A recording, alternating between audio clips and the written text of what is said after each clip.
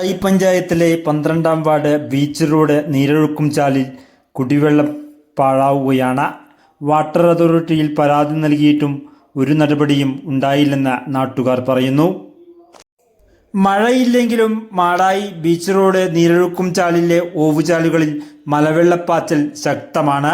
കുടിവെള്ള പൈപ്പ് പൊട്ടിയിട്ട് ദിവസങ്ങളായെങ്കിലും ഈ ഭാഗത്ത് പോലും ആരും തിരിഞ്ഞു നോക്കിയില്ല. പരാതി ലഭിച്ചിട്ട് പോലും.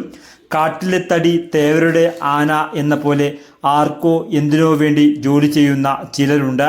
അവരാണ് ചില വകുപ്പുകളുടെ ശാപവും. കുടിവെള്ളത്തിനായി നൂറുകണക്കിന് ആൾക്കാർ ഓടി നടക്കുമ്പോഴാണ് ശുദ്ധജലം ഇത്തരത്തിൽ പാഴാകുന്നത്. കാണാതെ പോകരുത്. വർത്തമാന ന്യൂസിന് വേണ്ടി രാജേഷ് രവിപുരം.